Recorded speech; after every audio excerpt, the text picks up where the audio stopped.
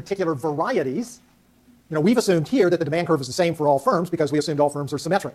But one of the things that we've seen is the demand curve for Toyotas over the years has been different than the demand curve for General Motors products. So lots of things can complicate the analysis to make it more predictable, but it requires a lot of additional information. The relative importance depends on how similar or dissimilar the countries are. Countries that are very similar to each other in capital to labor ratios, in levels of productivity, educational levels, yada, yada, yada, all the things that would make countries be very, very similar to each other, will primarily engage in intra-industry trade.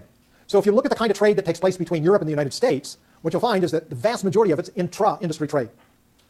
And they also have a tendency to be very sophisticated, high-value added products.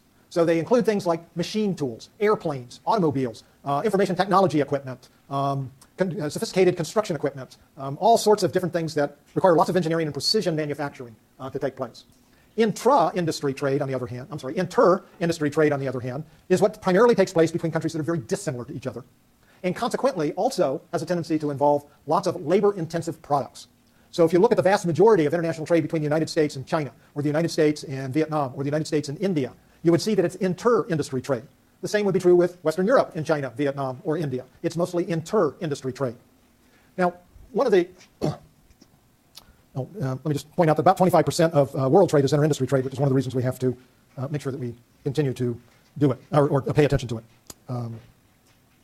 Okay, so as we saw, countries very similar to each other, not much inter-industry trade, but there's still gains from larger scale and increased choice. So intra-industry trade still provides us with advantages over and above what we would see on inter-industry trade. Okay, so the reason we're reducing the products that we produce, notice specialization again, and we increase the variety of goods available to consumers. Here's something that's has become very important about intra-industry trade.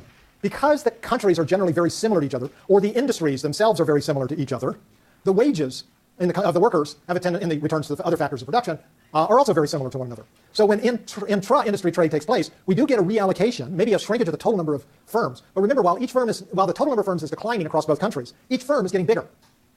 The size of the industry has gotten bigger. So yes, some companies are shrinking and going out of business, but the remaining firms in the industry are continuing to expand. And they're taking in some of those displaced workers. Not all of them, but some of them. In addition, nobody's saying, I lost my job because my employer outsourced my job to a low-cost country, low-wage cost country. So the kinds of debates we have about, and controversies that we have about international trade that's on the intra-industry basis is generally very different than it is on the inter-industry basis. So if you're reading the news and paying attention to what's going on, you notice there's lots of controversy between trade with China. Everybody, it seems like, in trade with China. But you rarely hear much, outside of Airbus and Boeing, you rarely hear a whole lot about trade issues between the United States and Western Europe. It's not that they're non-existent, they are there, but the volume of them is much, much reduced. And that's because the income distribution effects are much, much smaller. Really, is that the last slide? Where's number 4? Oh. Okay, I guess that's the end. I've got another slide in my handout. Do you have another slide? Oh, okay. Do you have that slide? Oh, okay. So that's your last one. Okay, that means you didn't get the last one. That's okay. Okay, so today's Tuesday. So on Thursday, we're going to continue to look at economies of scale, but in a very different setting. So notice what we did with monopolistic competition is actually talk about economies of scale internal to the firm. What we'll do on Thursday is economies of scale that are external to the firm. So the size of the firm doesn't matter, but the size of the industry does. Just one last note, if you're in Ezrat's discussion sections, he has your exams if you haven't picked them up, and you want to look.